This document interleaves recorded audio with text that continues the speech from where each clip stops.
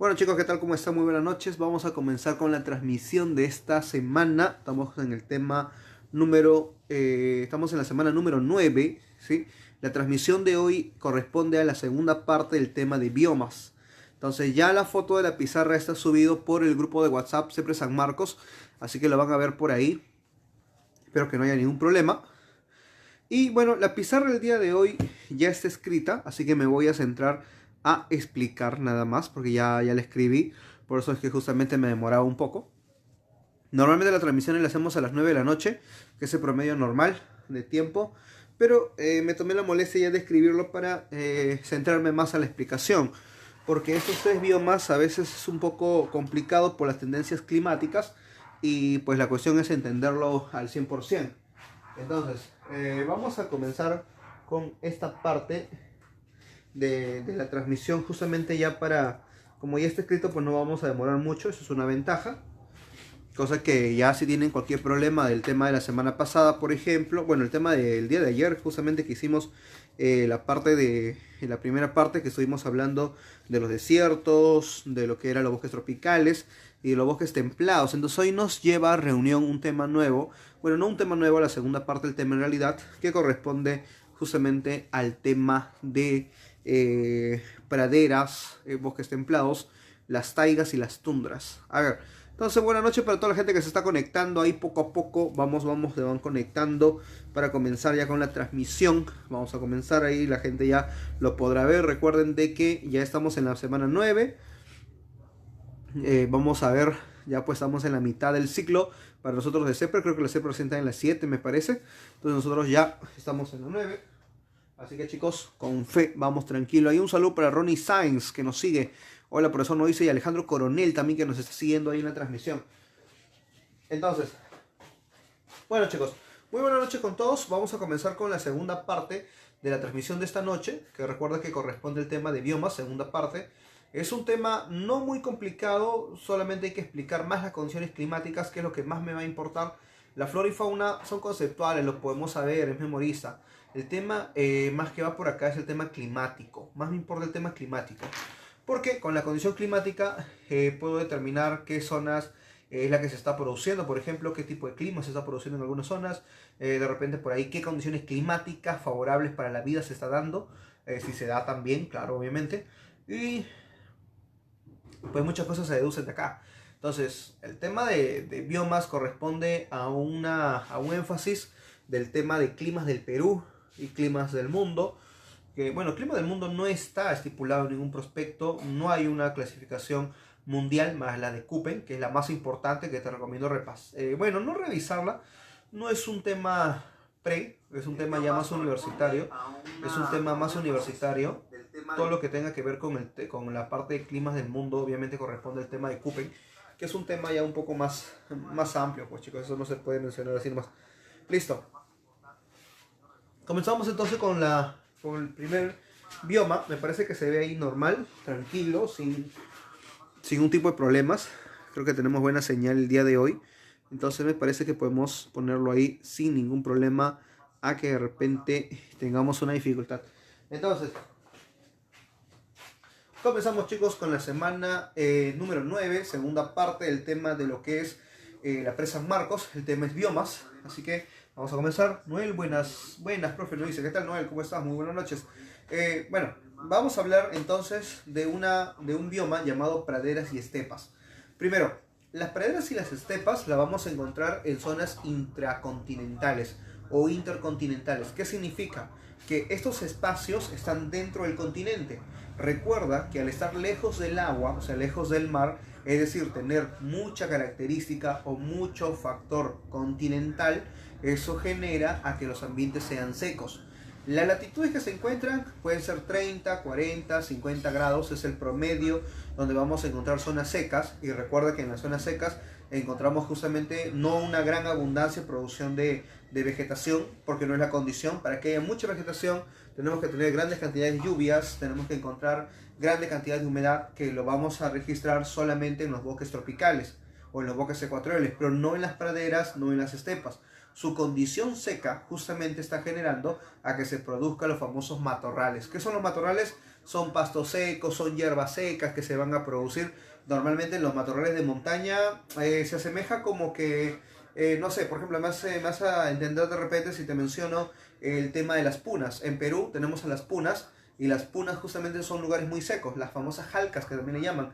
Entonces, estas punas o mesetas, si quieres entenderlo mejor, recuerda que tienen ambientes muy fríos, secos, que tienen épocas inclusive que se van a tornar de hielo. Entonces, esa condición importante, como las mesetas en Perú, es parecido a las condiciones de praderas y las estepas.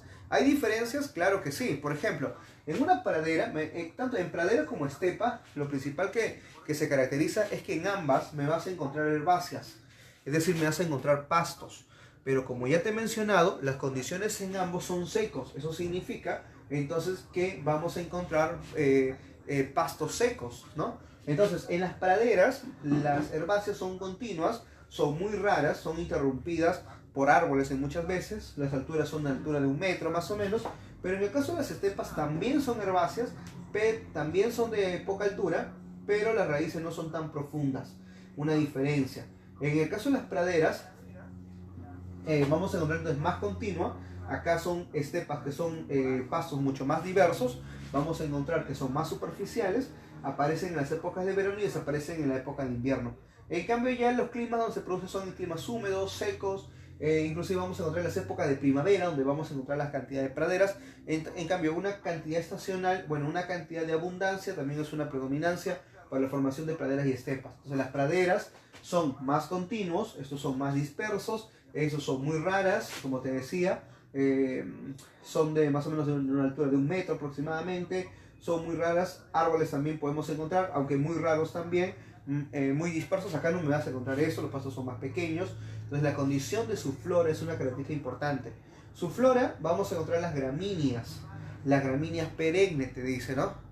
Y vamos a encontrar también, ahí te dice, son hierbas de tamaño pequeños. Encontramos también matorrales, que te mencionaba que eran pastos secos. En Perú podemos encontrar, por ejemplo, al lichu, al pomacho, a los pajonales como tal, a la paja brava, por ejemplo, que también es un tipo de matorral. Y árboles que se acumulan para formar suelos productivos. Lo que pasa es que en esas zonas de la flora, como recuerda que te mencionaba que había pastizales, que había matorrales, que había pastos secos, nada más, solamente estoy dando sinónimo de pasto seco, así que no vayas a volar mucho con los sinónimos. Ese tipo de plantas, lo que va a hacer, ¿qué cosa es? Se va a morir. Entonces se va a morir porque justamente los pastos los encontramos ahí, se mueren, se producen y eso terminan descomponiéndose. A esa descomposición va a formar materia orgánica. La materia orgánica, ¿qué hace la materia orgánica? Se descompone y forma humus. El humus es una materia orgánica productiva natural que al suelo la va a hacer más productiva. Significa que va a servir como abono. Entonces los suelos oscuros, mientras más oscuro sea el suelo, más productividad va a tener. Entonces esa es la razón por qué muchas de estas zonas a veces sirve justamente para el cultivo de maíz y trigo, principalmente. Entonces las estepas no solamente que haya pastos secos, que haya pajonales que sirvan para la ganadería, sino que también a veces se convierte en zonas muy productivas para lo que es el trigo y la maíz, es decir, para la agricultura en algunos espacios. Ahora, en el caso, por ejemplo, de lo que es la cantidad de faunas, vamos a encontrar por ahí animales como los roedores. Es normal encontrar roedores. Recuerda que hay pastizales, hay semillas, hay cositas, entonces los roedores me parece atractivo. La vizcacha, que es un conejo grande, es un conejo muy grande. Los zorros, por ejemplo, que también encontramos acá. En realidad, estos tipos de ambientes están más por el hemisferio norte. Entonces hay encontrar zorros, mofetas, bisontes, liebres, que es lo común dentro de lo que son las praderas y las estepas. Recuerda que te he dicho que si le quieres llevar un sinónimo parecido a Perú, estamos hablando de las punas, porque son lugares secos, intercontinentales, aunque obviamente no va a coincidir con la flora y fauna. En las gramíneas sí, porque tenemos por ejemplo, una producción de trigo de repente por ahí, ¿no? Unos cultivos por ahí raros, pero recuerda que esto es una condición general del tema de praderas y estepas. Vamos al siguiente bioma, bioma número 5, que corresponde a los bosques templados.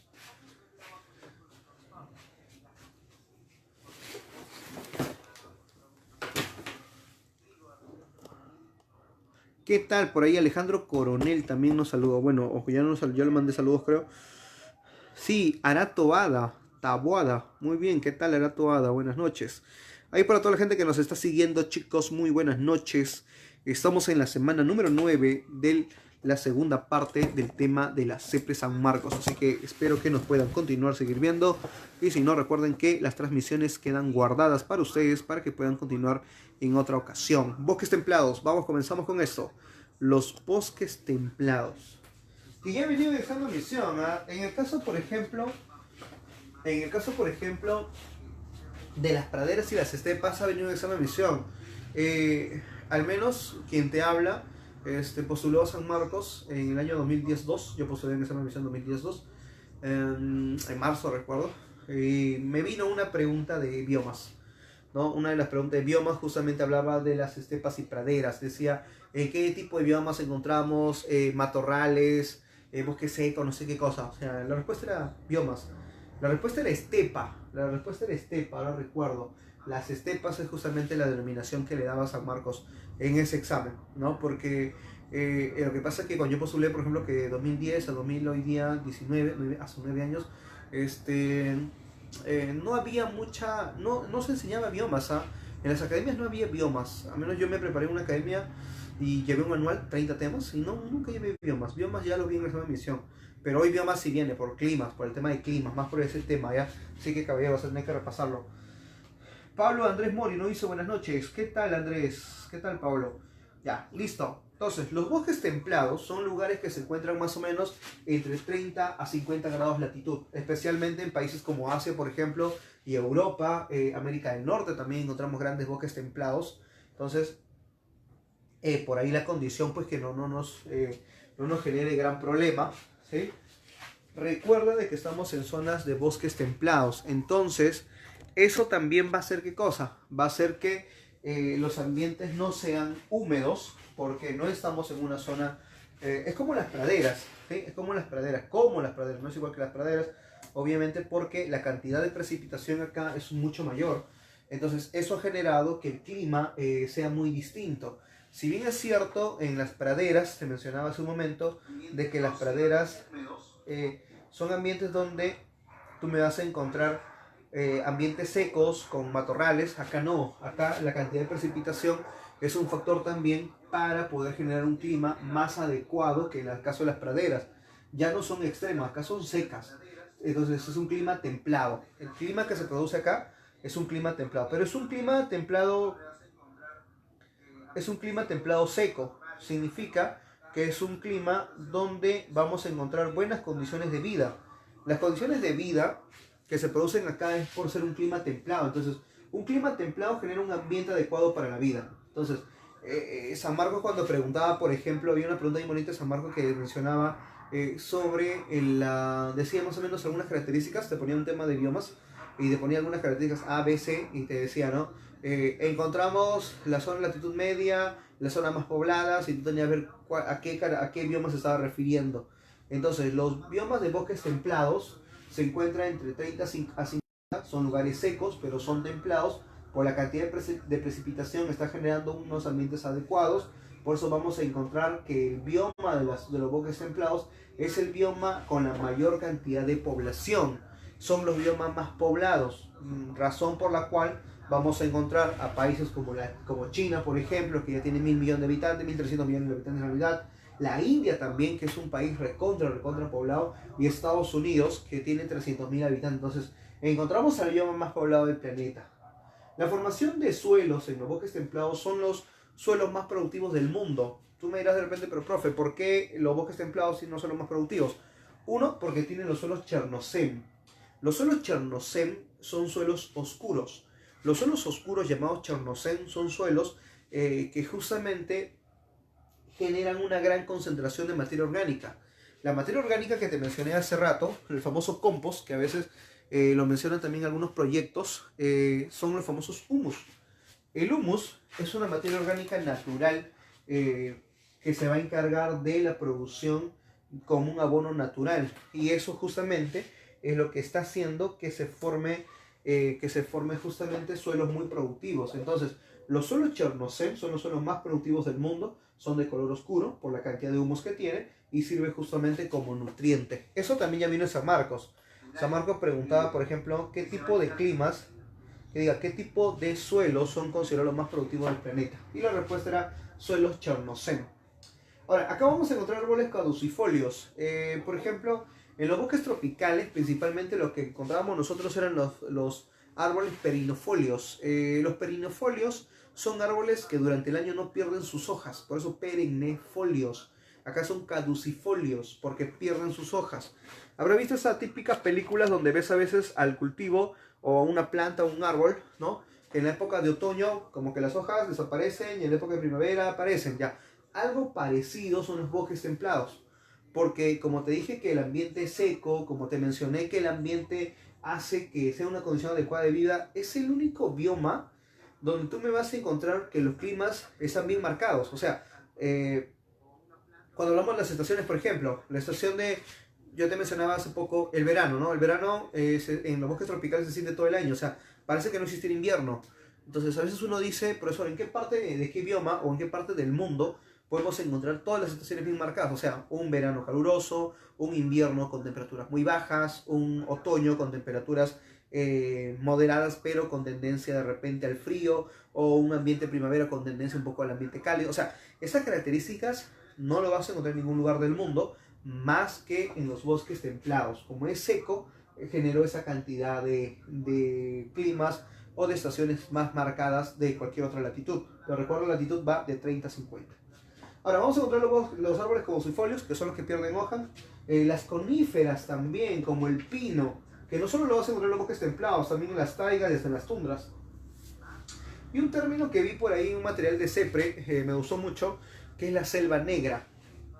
La selva negra es unos bosques altos que se han producido en Europa, por ahí leí en Francia, en Alemania si no me equivoco, que son parte de bosques muy altos, donde las hojas son muy gruesas, y eso no permite justamente el paso de la radiación solar. Entonces eso genera a que estos lugares se conviertan en lugares oscuros. O sea, tú puedes meterte a ese bosque y ver toda oscuridad a pesar de estar día. Entonces eso se llama la selva negra, es un tipo de bosques templados europeos. Algunos animales encontramos al oso, tu oslo grizzly, por ejemplo. Tú que ves películas de niños, así cuando le quitas a tu hermano, primo, sobrino, las películas, pues vamos a encontrar acá el famoso el oso grizzly, que es el de la película, el de Amigos Salvajes, tu venado, tu ciervo, ¿no? Los patos que ves por ahí, los jabalí, los lobos son justamente los bosques templados. Entonces es un tipo de bioma dentro de esta zona.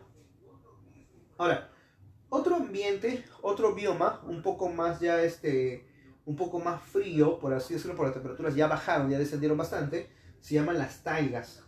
Ahora, las taigas es un nombre que se usa mucho a nivel mundial, pero en algunas zonas va a recibir otro nombre.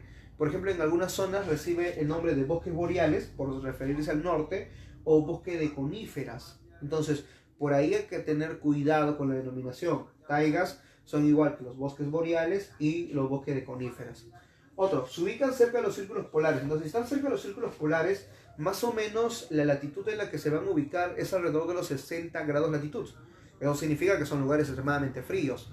Entonces, la condición climática es muy baja. 40 grados bajo cero en invierno y tiene periodos donde se desarrolla la vegetación entre 3 a 4 meses. Por ejemplo, el pino es un tipo de árbol dentro de las taigas que va a crecer solamente en esos 3 y 4 meses. Entonces, profesor, si un árbol crece entre 3 a 4 meses, ¿cuánto demora esperar todo el tiempo para que se produzca y poder aprovechar ese árbol? 80 años. 80 años, chicos, es lo que demora el pino para convertirse en un árbol que se puede explotar. Ejemplo de esto tenemos a Islandia, por ejemplo. Islandia, encontramos un país muy al norte en Europa donde el pino demora 80 años en cultivarse. Y este país chiquitito, pequeñito, con árboles de 80 años de producción, genera más ganancia en PBI maderero que el Perú. Profe, ¿cómo me puede decir usted que un país pequeño, Islandia, que no tiene árboles, que con la justa tiene hielo y que eso permite que no crezcan los árboles, vaya a ganar más que Perú en madera, teniendo el Perú un gran bosque tropical? Sí, le gana. ¿Por qué? Sencillo, porque el Perú hasta el día de hoy solamente aprendió a vender tablones, muebles. En cambio, Islandia, Finlandia también pasa lo mismo. son países que aprendieron a hacer muebles y el valor agregado genera el día de hoy un mayor ingreso en el PBI maderero para estos países más que en el caso del Perú. ¿Sí? Bueno, es triste saberlo, pero es necesario saberlo, obviamente que sí, porque necesitas conocer un poquito de todo, recuerda, es necesario conocer un poquito de todo. Entonces, listo. En la fauna, como puedes ver ahí, en la fauna me puedes encontrar a los lobos, encontramos a los lobos acá, encontramos a los lobos, encontramos a la comadreja, que de repente por ahí, la comadreja, me parece que son como, son roedores, son como ¿tú que has visto la era y hielo? Esos hermanos gemelos, no me acuerdo cómo se llaman. No, esos no son, la comadreja es la que, como por ejemplo, la que se menciona en la película de Aire y Hielo, pero en la parte de los dinosaurios, creo que se meten abajo de la tierra, creo que no recuerdo la película muy bien, pero recuerdo que había una comadreja, una loca, ¿no? Entonces, más o menos así son, ¿no? Son animales, son roedores, ¿sí? La comadreja, entonces es como ese animal, ese que tenía un ojo medio parchado, creo que, no sé si te acuerdas, ya, algo así recuerdo esa película. Bueno, a ver, continuamos entonces. También, ¿qué más? A ver, dame un minuto. Está acá concentrando. Ah, ya. Ya. A ver, encontramos también al lince, ¿no? El lince. Encontramos también al pardo, al oso pardo. El oso pardo es el oso grizzly. El oso grizzly también está migrando a las taigas. Inclusive te mencioné hace 2 semanas, me parece, por el tema de contaminación, que habían osos polares de las tundras que bajaban hasta las taigas, se encontraban y generaban el oso grizzly, o también conocido con el nombre grolar, que es un oso es un oso híbrido que se está formando en los últimos años debido al calentamiento global, ¿no? Que es un tema. Encontramos a los ciervos y en flora encontramos a los bosques de coníferas, esa es la denominación, justamente cuidado con eso, los abetos, los abedules y los pinos, que son los árboles más típicos de las taigas. Y en las tundras, que son lugares ya extremadamente fríos, son lugares como las taigas, las temperaturas acá son extremadamente bajas, ya los árboles no van a crecer, los árboles ya no se van a producir, vamos a encontrar solamente algunas cantidades de plantitas, de flora, como pastos, que van a crecer en las rocas, en suelos continentales, a eso se llaman los musgos. Los musgos o los líquenes, que justamente es musgos y líquenes, y algunos sauces, pues en esta zona del Ártico. Entonces las tundras se ubican en zonas muy al norte, en zonas polares, a más de los 60 grados de latitud, especialmente en el norte, especialmente en el hemisferio norte. Ojo, las tundras se encuentran especialmente en el hemisferio norte de lugares como Alaska, que pertenece a Estados Unidos, Islandia, por ejemplo, que te mencionaba hace rato en el ejemplo, que era el país más al norte de toda América, uno de los países que está más al norte de Europa, Siberia, que es una parte rusa, gran cantidad de hielo, encontramos las tundras justamente europeas allá, el sur de Groenlandia, que Groenlandia es una isla que pertenece a la zona de Dinamarca, pero esa zona justamente que forma parte de las tundras son la parte junto con lo que es Canadá, y también Rusia obviamente que también tiene, pero un pequeño pedazo de la península antártica. La península antártica, toda la Antártida es una zona fría, imposibilidad la de dar vida o la que se produzca la vida, no se puede, no vamos a encontrar producción de vida en esta zona. Pero lo que sí va a pasar, chicos, pero lo que sí va a pasar, niños, es que en estos ambientes vamos a encontrar, por ejemplo, en la zona de la península antártica, zona húmeda. Y esa zona húmeda en la península antártica es el único lugar donde más se encontrar ecosistemas. Es por eso que decimos solamente la parte de la península antártica. Y por eso que decimos especialmente en el norte, porque en el sur, que es la Antártida, en una tundra, lugar frío, no vamos a encontrar gran vegetación. Ahora, se caracteriza por tener suelos permafronts. Los suelos permafronts no es que haya hielo sobre el suelo, sino que los mismos poros de la roca se han congelado desde el subsuelo y ha formado una masa de hielo pero entre los poros de la roca. Significa que es un suelo netamente congelado. Con esas condiciones, pues imagínate tener plantas, no se van a producir. Bajo estas condiciones de temperaturas más bajas que las taigas, que ya habíamos visto que era bastante tener alrededor de 40 grados bajo cero en invierno, acá la posibilidad de vida es nula. Pero vamos a encontrar por ahí suelos permafronts, también se conoce como la llanura sin árboles, son las planas, no crecen árboles por el frío justamente.